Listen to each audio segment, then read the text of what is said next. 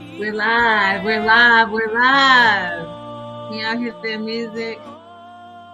I'm currently cutting it down.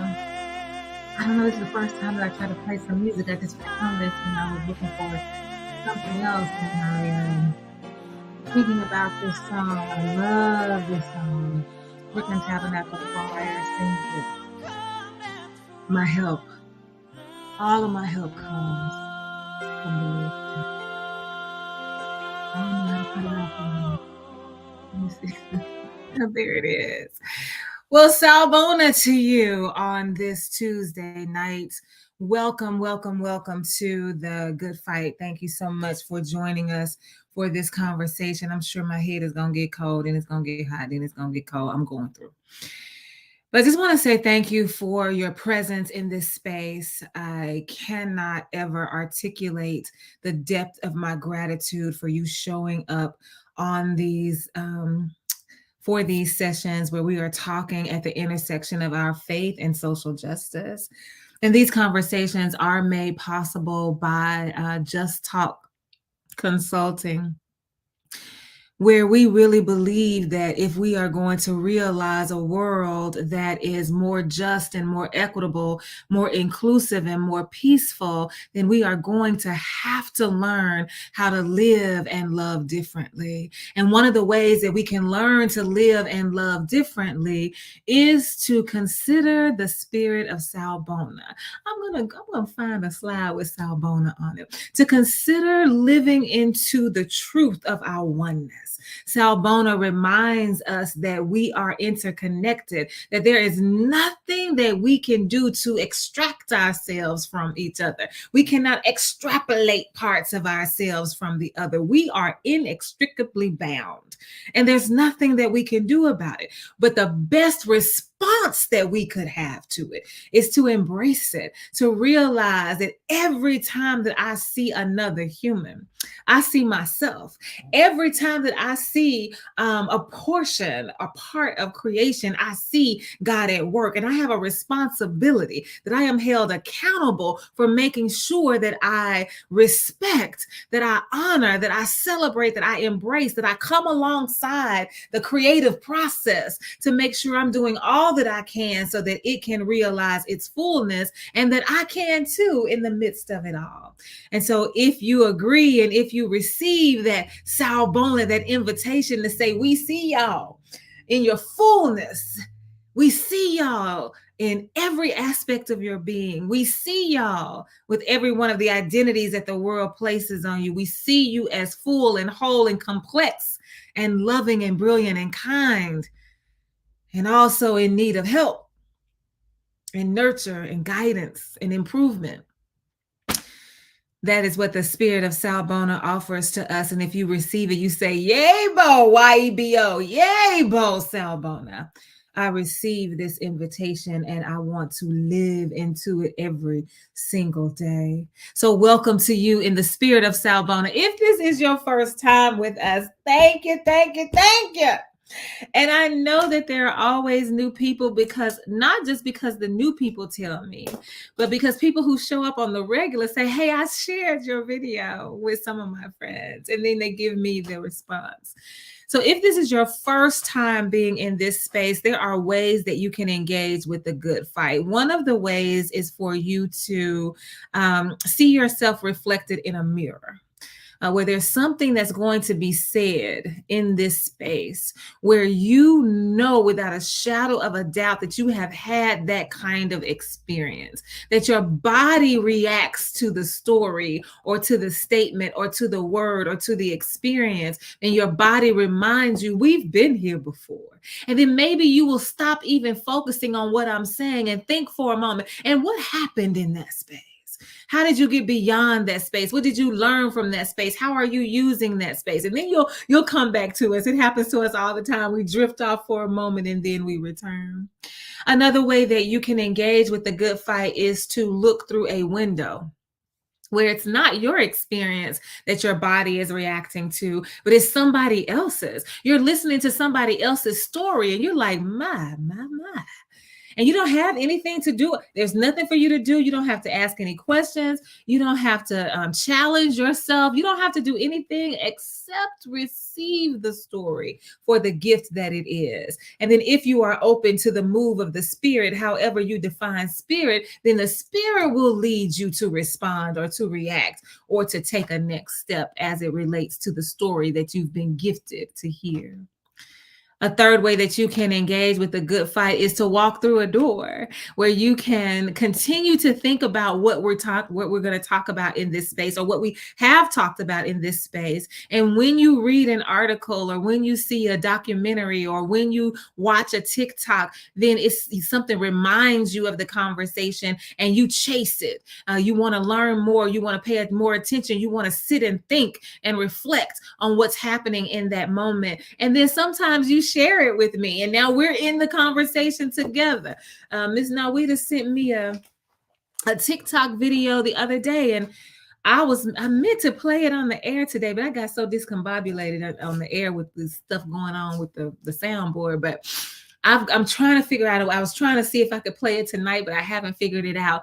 But just all this information that you share with me that helps me to grow, that helps me to think, that helps me to be more critical of my own actions and the actions of those around me. That is a way that we can engage together with the good fight. Another way you can engage is to comment right here, live in this space, or you can comment later and it'll show me that there's a comment and I can respond to you in whatever time it is during the normal rhythm of my own life. And then you can respond back during the normal rhythm of your own life. And then we'll just keep it going like that. We'll just go with the flow wherever the flow may lead us. And so I just want to say thank you again for being here for the good fight. One of the things that I love about the art of thinking. I've been considering this for quite some time now, that I think we take it for granted that people think. I know that everybody has the ability to think. Everybody's capacity for thinking is different based on the way that your own brain functions. That's true.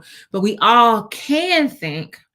How we think, how much we think, how deeply we think, how critically we think, these are all factors of the thinking process. And I am starting to believe that just like there's an art to conversation, that there's an art to thinking critically. There's an art to being interrogative. There's an art to posing questions to each other that take us beyond our comfort zone without losing each other, without making us feel so some kind of way, so frustrated, so disillusioned, so uncomfortable that we are not able to respond, that we shut completely down. There's an art to thinking and to engaging in the thought process that we have to learn to get better at. So I've been thinking a lot about thinking. And one of the things that I think about thinking is that we spend way more time trying to figure out ways, trying to think our way out of something than we do trying to think ourselves into an understanding of that something or something. And we figure out these ways to get around. We figure out these ways to deceive. We figure out these ways to cover up. We figure out these ways to make it smell good. We figure out these ways, what do they call it, to put lipstick on a pig. We figure out ways to spin the conversation so that it works in our favor. We think a lot about that. And some of us have become skilled at when we are dealing with the situation, our wheels are already turning around not accountability, not responsibility, but how do I get out of this? How do I save face? How do I keep from admitting my wrong? How do I get people off my back? How do I stay in this space of being revered in a way that looks like I'm perfect, because I don't want anybody to see my imperfections? I was watching a cooking show, and it was a competitive cooking show. And this is what started me to thinking about this. where this young man, he knew that he had performed and so he had cooked in such a way that his time was up. And so when he was standing before the judge's table and they were about to render their decision, he preempted their move. And he said, "No, no, no, no. I don't even want to be here anymore. I surrender my position. I don't want to be a part of this. I've already got my plane ticket. I'm ready to go. I want to see my family. I miss my children. I don't want to do this. I'm ready to go." And so the judge said, "Are you giving up?" And he didn't respond. But the judges decided that it was his turn to pack his knives and go, that he was no longer going to be a part of the competition. This was the end of his journey. And he said, yes. Right? And so a person could walk away from watching that segment and say that he was glad to leave, that he wanted to leave, that he controlled his own destiny in that moment. But if we take the time to think more deeply and critically about what happened, especially if we had watched the entire series, because if you watch the entire series, you can count the number of times when he says how much he wants to win. You can count the number of times when he talks about he's going in to win. I got one purpose and one purpose only. There's one reason that I showed up on this show. I want to win. I'm gonna win. I'm already calculating who I'm going to kick off next, who I'm gonna fight to the end with to make sure that I get this position. You can hear him say all of that. And so now in this moment, he wants to pretend like it doesn't matter. I'm gonna give up my space. No, you spinning it is what you're doing. You're trying to spin this conversation because you think that we're not thinking is what you really believe. You're insulting my intelligence as a viewer because you think I'm not paying attention, but I am. I'm paying close attention. And I know that the words coming out of your mouth right now are not genuine. They are only meant to save face, to make you look as good as you think you look. But in essence, it makes you look kind of bad. That's what you really need to know. And so I've been thinking about that for a while, and I was going to use that and the conversation, and I don't think I did. If I did, I don't remember. But now I'm not even focused on Brian Malarkey. Now I'm thinking about the Dalai Lama. Have you all heard the story about the Dalai Lama and the little boy? Hey, go Miss Norweeda say I'm late, but I'm present. Present and accounted for. I'm gonna mark you down. I got you down, Miss Norweeda. Thanks for joining us. Back in February, the Dalai Lama was in his town, the town he lives in northern India. He has been exiled to this town in northern India, and it sounds like Dharma. What's the name of it? Dharmasala. So I don't know if they named it. I didn't do any research on the name of the city. So if you know why they named the city Dharmasala, then I'm interested in it. Maybe I'll look it up a little later. But I just thought about that first part, the word Dharma. So for those people who are familiar with the Buddhist tradition, then Dharma, that's like the doctrine of the teachings of the Buddha. And so if for the Buddhist, for this person, the Dalai Lama, who is a manifestation of the previous Buddhas, he's a reincarnation of the 13 previous Buddhas. For him to be living there, I could see how they would like name the city after him. So I'm wondering if the fact that this is called Dharmasala. Dharamsala. I'm just wondering if it has something to do with Dharma. I don't know. But he's living here. He's living in this town where he has been exiled. But there's a situation that unfolds between him and this little boy. The little boy has not been named. You can now see his profile. Some places it used to be where they would, you know how they do the little machine so that you can't really make out any of the characteristics of his face. But now you can see him clearly on some videos. But there's a little boy who's fascinated by the presence of this religious icon. He's fascinated by being in the presence of someone who is supposed to represent God, supposed to in some places be revered as much as you would revere God. So here the Dalai Lama is, and he has an opportunity to engage in conversation with the Dalai Lama. And what he wants to know is if he can hug him.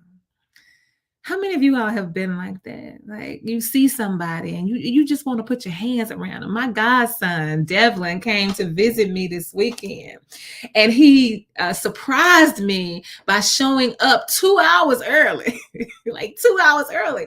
So I'm actually having lunch with a friend because I'm thinking, I got time to do, I am very much a planner. So I've already got my day. I know I got to do this, and I knew I was going to be ready to receive him when he came, but I wasn't ready 2 hours early. So I told him to just come to where I was, sit down with me. Let me introduce you to my friend, and let's begin our journey right here in North Little Rock.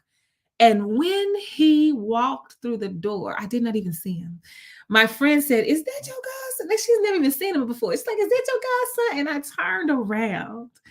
And his presence in that room, I have not seen him in years. We talk, we chat, we visit over the phone, but I had not seen him. And all I wanted to do was put my arms around him. All I wanted to do was pull him close. All I wanted to do was be able to react in my body to the joy of being in the room with him. I just wanted to put my arms around him.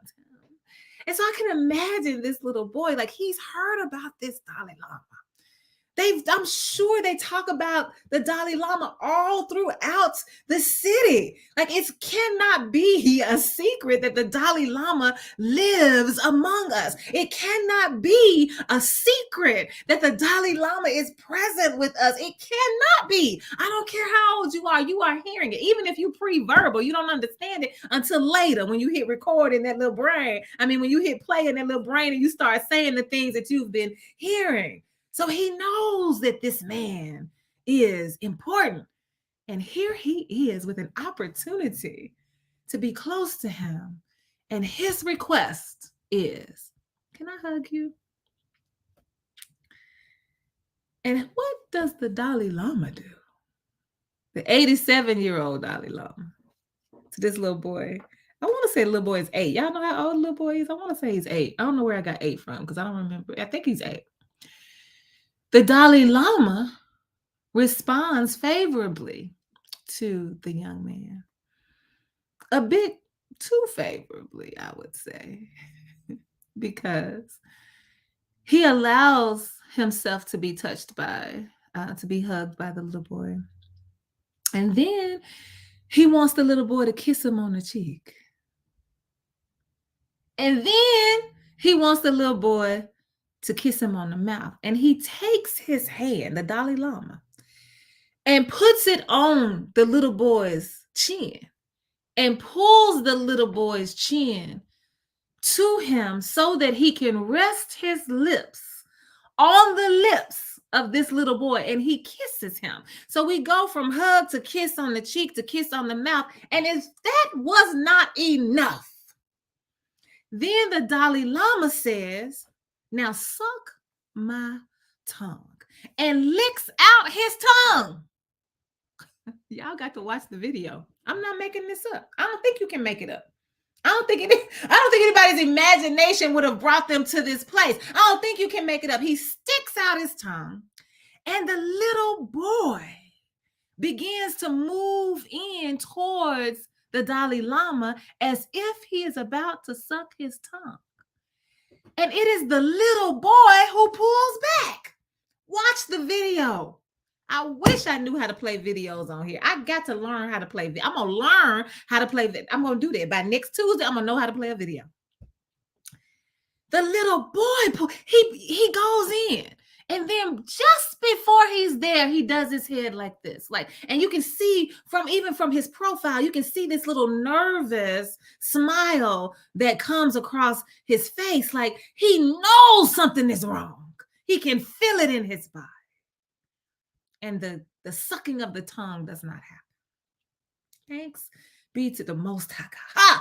Hallelujah. This is when I get happy. He does not suck the tongue. Thank you for divine intervention. I started asking myself, what if the little boy hadn't pulled back? Would we have watched this 87-year-old Dalai Lama allow his tongue to be sucked by this I think he's 8-year-old? We would have just watched this unfold because nobody did anything. There were people, somebody came over to take a picture. Somebody else was sitting right there. He could have just, even if he didn't say a word, he was close enough to put his hand on the Dalai Lama, because I am fully persuaded that had he just touched the Dalai Lama's shoulder or arm or hand, it would have jolted him out of this sexual arousal that he was feeling in this moment, because he was in a zone. You can see that he's in a zone, because when the little boy's in front of him, you can see how he takes a moment and looks. And then he puts his hand on his chest. He was gone then, y'all. Watch the video. He was in a zone. So had the little boy, the 8-year-old, not pulled back, I am convinced we would have watched the Dalai Lama get his tongue sucked on this video that happened in February, that I didn't see until the other day, and it's April. So that made me ask myself the question about those of us who find ourselves in spaces when we know something is not right, when we know we have a responsibility to do something and we choose not to. Why? I don't know why the man didn't stop the Dalai Lama, because he heard the Dalai Lama said, "Suck my tongue," out loud. He didn't just lick out his tongue for the young man to assume to know what to do. He said out of his mouth, "Suck my tongue." So surely the man heard him say that, and he did not respond. And so then we get the statement from a representative of the Dalai Lama. And here's what the statement says. His Holiness, His Holiness teases people that he meets, not that he meets. His Holiness teases people he meets in an innocent and playful way, even in public and before cameras. He regrets the incident. His Holiness teases people he meets in an innocent and playful way, even in public and before cameras. He regrets the incident. I thought Brian Malarkey on Top Chef, Nick's Top Chef, America's Top Chef, whatever the name of that show is also, I thought he was spinning his own narrative. But to read these words from a representative for the Dalai Lama, I thought to myself, I have not even seen a politician spin a story better than they are trying to spin this story right here. The Dalai Lama, no. His Holiness, look at the words, teases, it's innocent, it's playful. Y'all help me understand what is innocent and playful about asking an 8-year-old to suck your tongue. And so then we have the narrative now that's being pushed by NPR about the customs in Tibet. In the Tibetan custom, it is in Tibetan tradition, it is customary for you to say "suck my tongue" because it's a greeting. You greet people with your tongue out.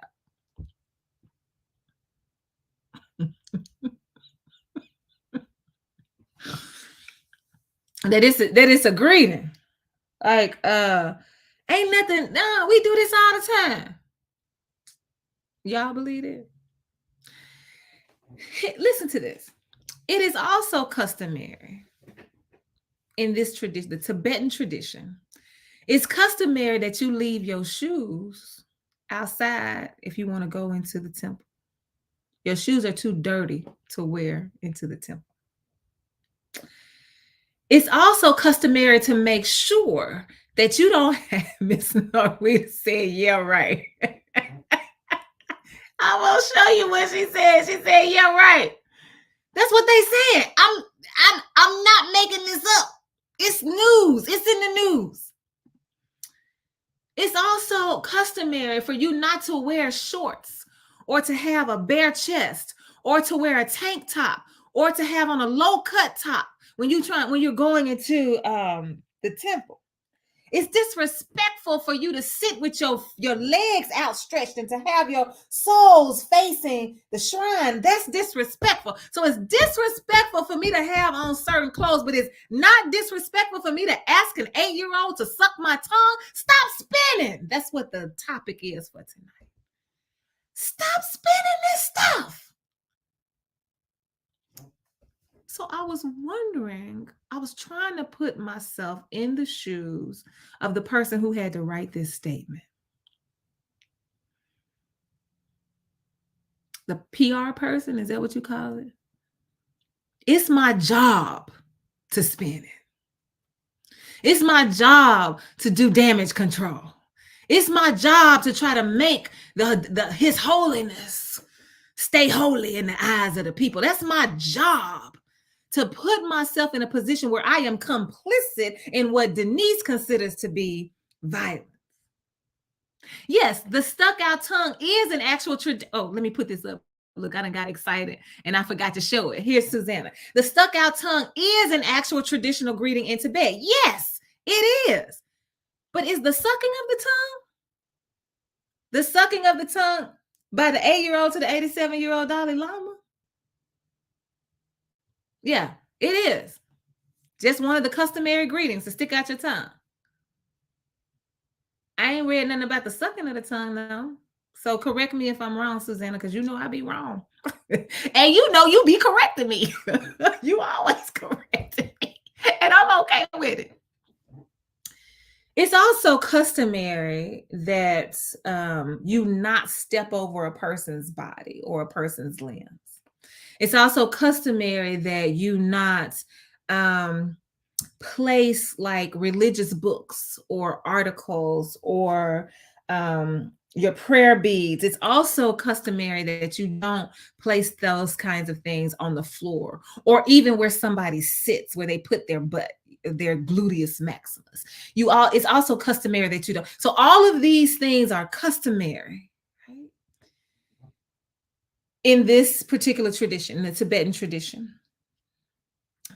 But I have not read. I'm reading from the activists. I'm reading about the customs. I'm listening. I'm watching the video. Like, I have not read and come across where it is okay for the tongue to be sucked. And even if it were okay, even if it is okay for the tongue to be sucked, it is difficult for me to believe that that would be okay for an 8-year-old, for that to be the request of an 8-year-old. Because one of the articles said that what happened between the Dalai Lama and the little boy was an exchange. Okay? That they are exchanging greetings, that they are exchanging salutations, another word for greetings. But the question that's being posed is, how do you define exchange? If it's an exchange, we are freely offering ourselves to this moment of you give and I take, I give and you take. This is something that we are consenting to do. Can an 8-year-old really consent to give an 87-year-old?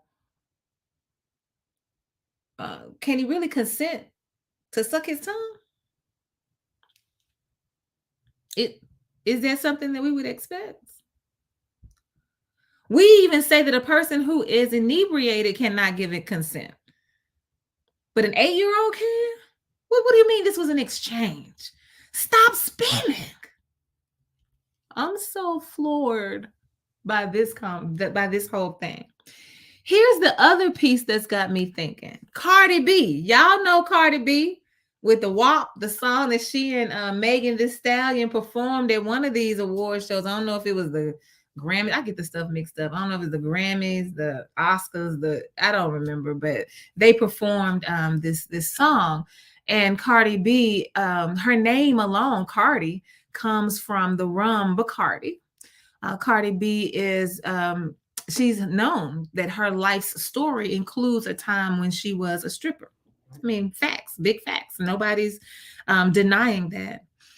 And she has come out in full force against the Dalai Lama. And people are raising up against her saying, who gives you the right to say something about the Dalai Lama and you was a stripper? Who gives you the right to say something about the Dalai Lama and you used to rob men? Who gives you the right to say something about the Dalai Lama and you used to drug men? How dare who are you? And what is her response? I'm a protector of children. She says, I'm also a mama and I'm also a woman. But she said, you got to protect children from predators. What me stripping got to do with that? What me robbing somebody got to do with that? She's what they call her? The wrong messenger. Well, where the other messengers at, y'all? Have y'all heard anybody come out in full force against the Dalai Lama? Please send me the TikTok, send me the video, send me the article. Let me walk through this door. I want to get as much information as possible. I ain't heard nobody coming out against it. I have read this statement, though. And I'm asking myself about this person who had to write the story, the statement. Is it so much a part of your job that you don't even think about it anymore? You were able to sleep well that night? Or is your soul restless because you know this ain't right, but yet you continue to perpetuate it because why? It's your livelihood. You don't want to lose your job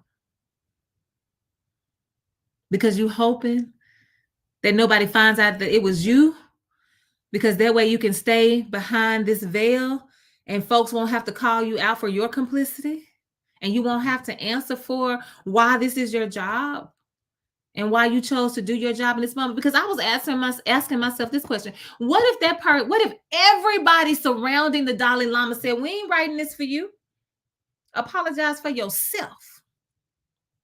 A representative issued an apology on behalf of the Dalai Lama. He regrets the incident. If it's a custom, what is there to regret? If it's a customary greeting, I'm not talking about the greeting to lick your tongue out. I'm talking about if it's customary, because they're trying to make it seem like since it's customary to stick your tongue out, it's customary for it to get sucked. That's how they're trying to spin it in my mind. If that is okay, what does he regret? What part is regretful? The only reason you have a regret is when you are uneasy about your actions and you know that they weren't right. That's the only reason that you will regret something in this context.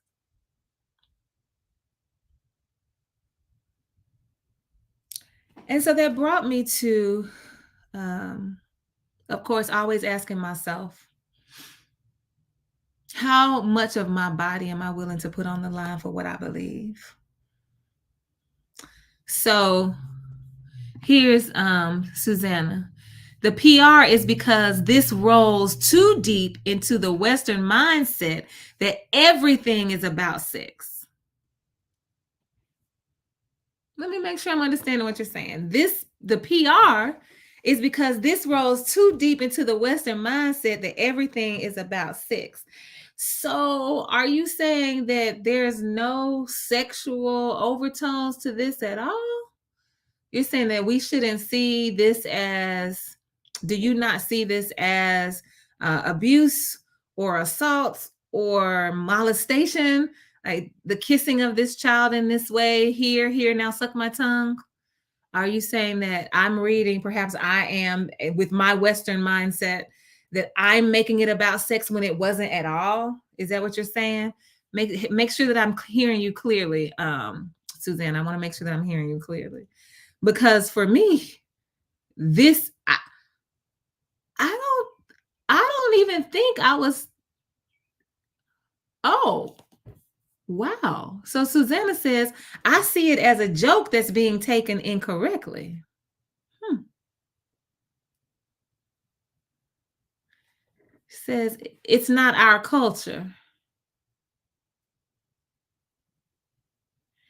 So let me ask you this. So had the little boy actually sucked his tongue, you would have thought that was cute. That part would have been funny too.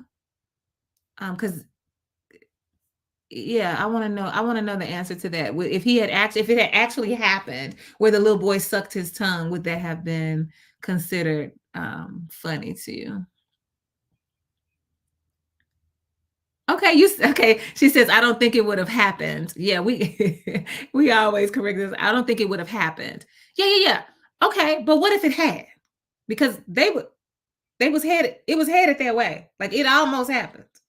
So what if it had? I'm just asking you, would you have considered that to be part of the joke? Like it that too would have been something that we should take lightly because it's part of their culture. And so I received that the fact that it's easy for people who sit outside of another culture to pass judgment on that culture because you don't understand. I receive that. I can see how that is possible. Absolutely. I I feel like it's problematic for a little boy to be asked to suck a grown man's tongue in any culture. So even if that is the way they do things, I still find that problematic. Do you feel like we have a right to say I don't think that that's the right thing to do? Now don't get me wrong. I'm not going to Tibet and telling them to stop licking their tongue out. I would not do that. I would not go over there and tell them that they're going to hell for sticking their tongue out and allow it. I would not do that. But in my body's response is this ain't right. And I don't mind saying that. I don't care who culture it is. I don't believe that it's right. Do you feel like we shouldn't be able to even have, express we shouldn't be expressing those kinds of judgments. And so you say, okay, so my question, she's answering my question. My question was, if in fact the little boy did suck the Dalai Lama's tongue, would that still be part of the joke? Would that be something that we should take lightly as well? And so the response is then some conversation would have been needed. And so that situation with Brian Malarkey on Top Chef, him spinning what happened to him to make himself look better and feel better about being kicked off the show because his food wasn't. I mean, he just had a bad day in the kitchen. I'm not going to say he wasn't a good chef. He just didn't have a good day in the kitchen. And that was already what I was thinking about weeks ago. And then for this instance to happen, it made me think about my own faith. I couldn't help but begin to think about my faith because the Dalai Lama is a religious icon. It's the religious figure. So now I'm thinking about Buddhism, which makes me think about Christianity. So I'm like, okay, where am I in my faith? Where am I in my theology? Where am I in my doctrine and my teaching around who my God is and how my God shows up and how we represent God and how we behave as God, right? When we are in the midst of other people. And so I was thinking about this and looking for some support always from the Bible. And that's when I thought about Matthew chapter 5, and I'll put it up for us to read in just a minute, but just let me give a little bit more context. And so I started thinking about how many of us actually spin the words from the Bible in order to justify what we believe is justify our own behavior. And so I believe that we will know when we first start exhibiting behavior that is untowardly, like we shouldn't be doing. I think when we first start doing it, our body says this is wrong. I really do. I really believe that our body tells us that you should not do this. Even after it's done, you have these feelings of regrets. And you say, I should not have done that. You rethink it, you reconsider, you get yourself in the same situation again, and perhaps you decide, no, I'm not going to do this time. Your body is reacting. But one of the things that my mom taught me that I do think that she's right about is that, but if you continue to do it, whatever the action is, if you continue to do it, your body, it's not that your body stops responding, but you stop listening. So you are no longer paying attention to it. And so you don't feel anything from your body anymore. And you continue with the behavior and you become oblivious to it. And it's like you no longer have a conscience because your body's response was your conscious telling you not to do this. And so once you ignore your conscience, when you do that repeatedly, it's like it's no longer there. You lose it. And so I really think that she's right. Because sometimes I ask myself, how do they sleep at night? And in many cases, the response is, the answer is they sleep just fine. Well, we say they sleep like a baby. I'm thinking I wouldn't be able to rest. But they're not thinking about this anymore. And so I was wondering if those of us who spin the Bible, spin the stories in the Bible to reach our own goals, to satisfy our own agendas. I wanted to know where we could find support for spinning, where we could find, if somebody asked me, why won't you challenge this? Like I was asking the man, and perhaps Susanna is right, like that. Maybe that's why the man who was sitting beside the Dalai Lama didn't say anything, because he's like, he ain't thinking anything about it. That maybe that's why the other man came to take a picture, because he didn't think anything about it. And so when you ask the question, like, why are you continuing to tell this story when you know in your body that it is not right? Why do we spin it? What's giving us justification for refusing to or deciding to be complicit in the false narrative? And that's when I thought about Matthew chapter 5, verses 18 through 19. And so I wanted us to read that. I want to offer it up for our consideration as part of this conversation about the need for us to stop spinning, stop changing the narrative so that it fits our own agenda. So here we go. This is Matthew chapter 5, verses 18 through 19. This is the New International Version. And I'll read it for us, and then I'll be silent for just a moment so we can just allow the words to wash over us. And settle somewhere in our spirits. Matthew chapter 5, verses 18 through 19. For truly I tell you, until heaven and earth disappear, not the smallest letter, not the least stroke of a pen will by any means disappear from the law until everything is accomplished. Therefore, anyone who sets aside one of the least of these commands and teaches others accordingly will be called least in the kingdom of heaven. But whoever practices and teaches these commands will be called great in the kingdom of heaven.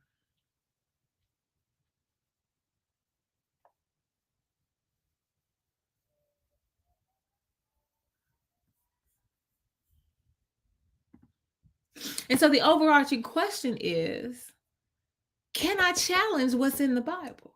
Based on Matthew 5, 18 through 19, is it possible for me to come across something in this book that has been determined to be sacred by a whole host of people?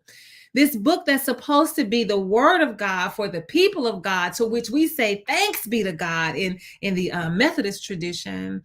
If something happens, if I read something that my body reacts to and says, this ain't right, can I say something about it? Or does that mean I'm going to be considered the least? It doesn't say you're going to hell. I think that's the language we would use, but that's not what the Bible says. It just says you'll be considered least in the kingdom of heaven. I'm not sure how the Bible interprets that. But if you're least in the kingdom, it's like you're nothing. You're like nobody. Right? So when something is preached to me from the Bible, and I know for a fact that does not align with who I understand God to be, can I say to the pastor, I think you got this wrong? Well, of course I can't say it. But could not the pastor respond and say, but that's what the word said? And if it's in this Bible, according to the Bible, you cannot change not one word.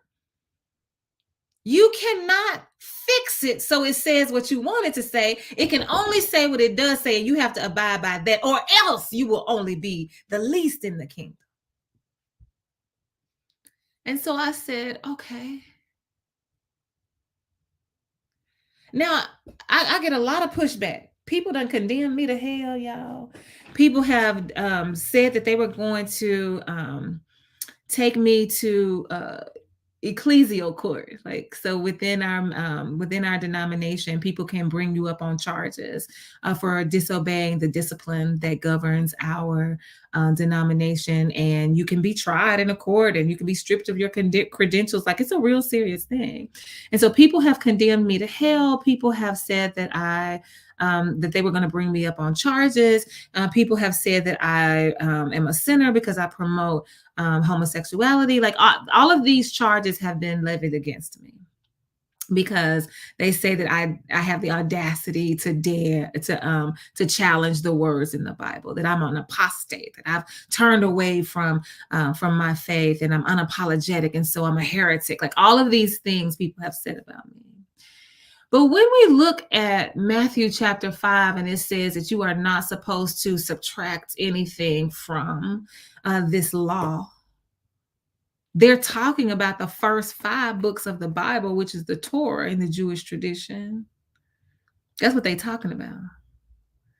So if you're not supposed to do anything to add or subtract from this law, this is the law, these are the first 5 books of the Torah that they have attributed to Moses, then if you're not supposed to do anything but keep this intact, if you're not supposed to do anything but honor the law, which are these first 5 books, what's 66 minus 5? 61? Where these other 61 books come from? If you're not supposed to touch the law, how we get these other 61 books? So how is it that you can spin a narrative that says, no, this is our canon, these 66 books in the Protestant tradition, because it's different. The Catholic tradition, what they got, 73? I think they got, 72, 70. But in the Protestant tradition, where this westernized Christianity falls, then how you come up with 61 other books if we're only supposed to be holding true to the law? And you tell me I can't challenge the Bible because then I'm spinning it for myself, when really you're the one who's spinning the narrative, because you now have created a whole slew of books that did not exist. Not according to the scripture. The scripture that you quote, that I just quoted in Matthew should not even exist based on the scripture that it quotes. Yeah, figure that out. But then even when we talk about the law, and you say, well, okay, I want to hold true to the law, then the law are the books of Moses. And what did Moses do? He went up on the mountain. He came back with the commandments. How many commandments did he come down with? He came down with 10. 5 of them, when we think about them and we try to think critically, we always coming up with some cute little cliches. 5 of them stretch out our hands to our neighbors, and then the other 5 of them stretch out our arms to God, thus forming the cross as we know it. It's not the cross that Jesus died on, for those of you who were honoring Resurrection Sunday 2 days ago. Jesus died on a cross that looked like a towel, so it looked like a T. But we have used the symbol of the cross that looks like this, right? And so you got your arms stretching this way to be the way that the 5 of the commandments teach us how we should interact with our neighbors, and then the other 5 teach us how to interact with God. And therefore we are in service to God through our service to our neighbors. Thus the cross becomes so symbolic and so meaningful for us, because it guides our footsteps into, hopefully, this spirit of Sawubona, this oneness, where I want to embrace the whole of who you are and honor you as one who reflects the very expression of divinity through our God. But what the Jewish tradition did was take 10 commandments from Moses and turn it into 613. Moses came down with 10 commandments. And now we got 613. So we got 623. What? Where y'all spending this? How we get 613? So they took like Exodus and Leviticus and Numbers. They took different verses and they like made a commandment from almost every verse out of those books. And then the commandments are, I read all 613 of them. I did get tired. I'm not going to tell a story. I did have to take a break. I'm not going to tell a story. I could not read them all at one time. I was like, this is too much. And it's interesting because they know it's too much. When you study the tradition, they'll tell you, we know can't nobody keep up with these. It's not possible. So why are you spending this to say that if you are going to be holy, you must keep all these commandments when you know from the beginning people can't do it? So you set people up to fail and then you condemn them for failing. Same thing we do in our world. We create spaces for people to be criminal. We create stuff to make you a criminal. Like what's happening in Uganda. So Uganda now says that if you identify as LGBTQ, you are a criminal.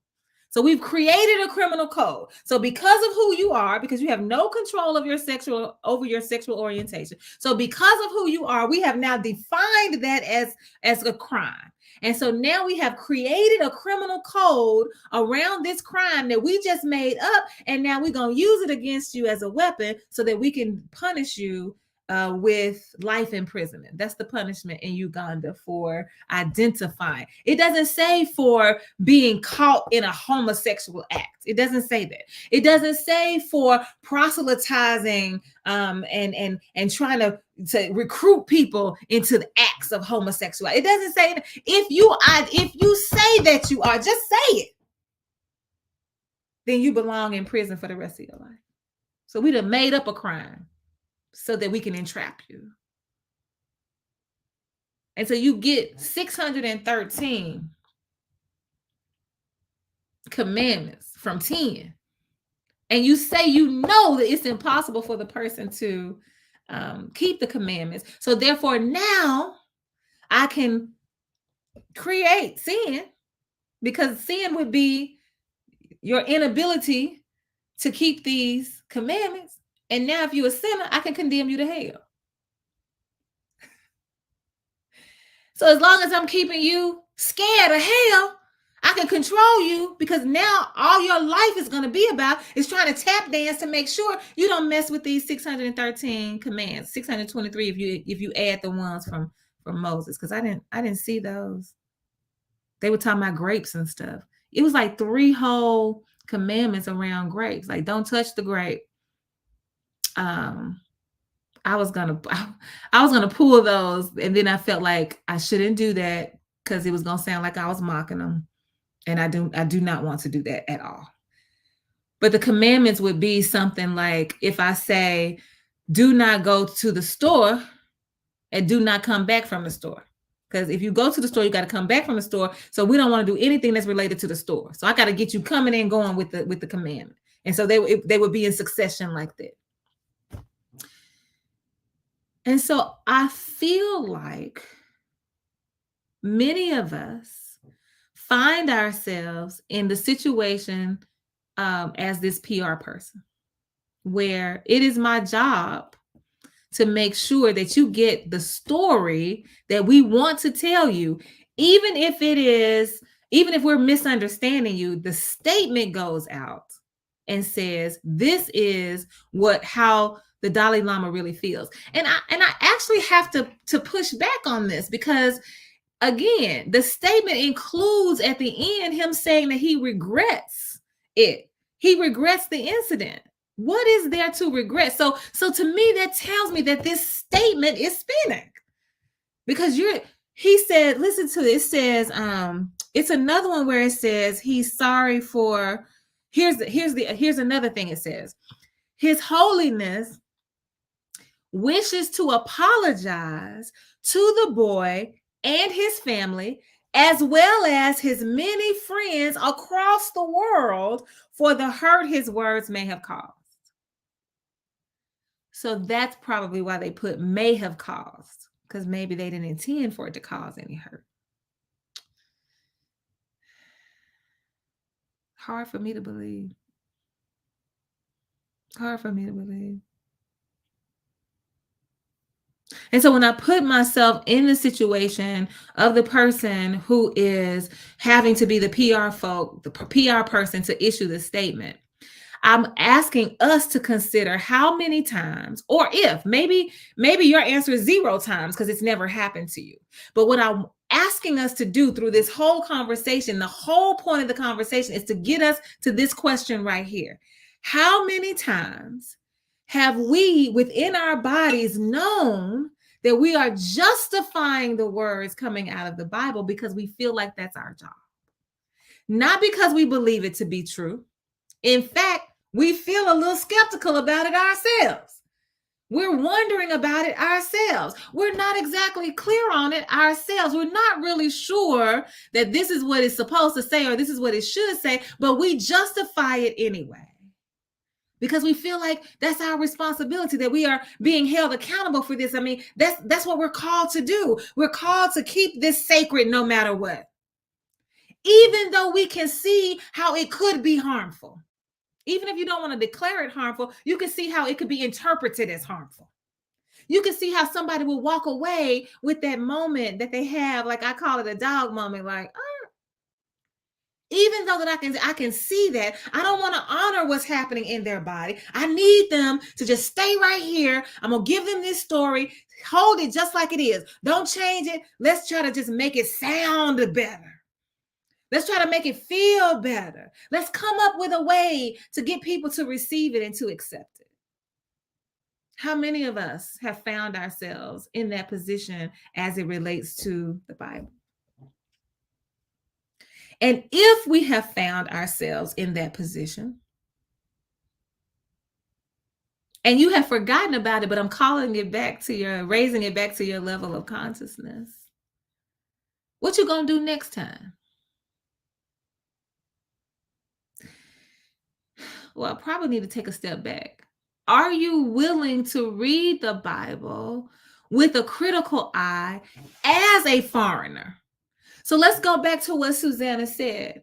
Perhaps we're looking at this through foreigners' eyes and we don't get it because it's not our custom. So we are applying our own lens to it and we are walking away with an interpretation that's not actually accurate. Like, let's consider that. Okay, I have no problem with that.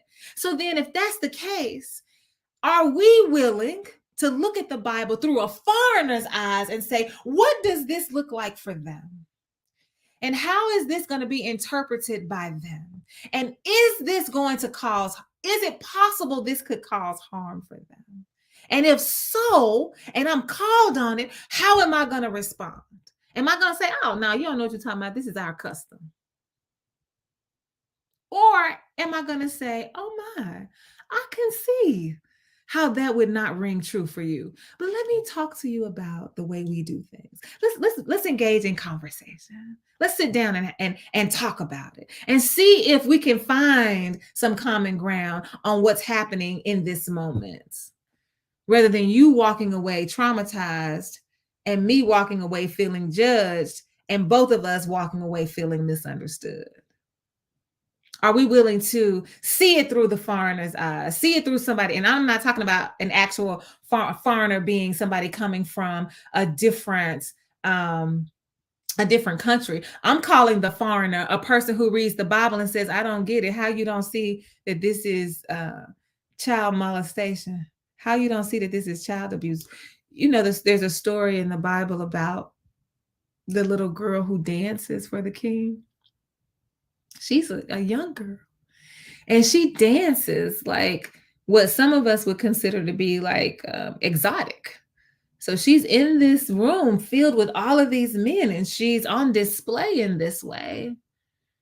And the king is so moved by what she does, he offers her anything she wants, up to half of his kingdom. And she goes to her mom and said, Mom, what should we ask for? And she says, ask for the head of John the Baptist.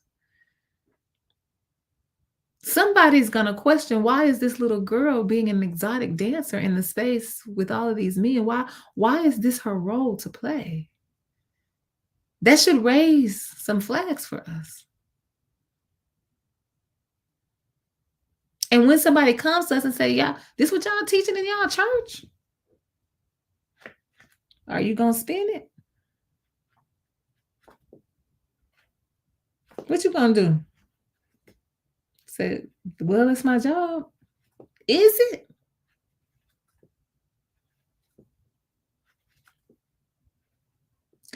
I think that the world has taught us well how to spin stuff. Clarence Thomas out there spinning now. Hey, y'all know the story about Clarence Thomas? He's trying to explain away these trips. What was the guy's name? They went ahead and put him in office, but all this stuff came up from him, all this skeptical stuff, and they voted him in anyway, and now all the stuff is coming. Like we've been taught to spin stuff now. And I'm asking us to stop it. Stop spinning it. I don't think God requires it. I don't think that God, if we're just talking about God's self, doesn't need defending. Our relationship with God will enable us to be open to God's spirit within us, and we will be guided by that spirit to know what we should and should not do. And so if I'm faced with something in a text, then I don't have to prove my God based on this text that some man wrote. I don't have to do that. So because I don't feel this obligation to keep my God in this good light so I can make sure that my God looks good all the time to everybody, because I don't feel that that's my calling, I can say, oh yeah, this is problematic. Let me tell you what was going on. Or I agree with you. Like, yeah, we shouldn't say this. We can have a more honest conversation if we realize that God is not calling us to fix anything on behalf of God, but to stay true to what the text is, a tool that can guide us. Doesn't have to be words that we have to internalize and regurgitate. We don't have to view it that way. So that's what I'm asking us to consider. Stop spinning. Stop making up stories about what's in the Bible, especially when your body tells you that it's not right. Speak on it. Stand firm. Stop being complicit. Call me. I'll help you figure out what response you can give. Tell them, hold on, I'll be back. I don't know how to answer you right now, but I'll be back. Give yourself some time to think about it. Yeah. But that's all I got for today. Thank you so much for joining us for the good fight. We will be right back here next week, 7 o'clock, same time, same place. I'll see you soon.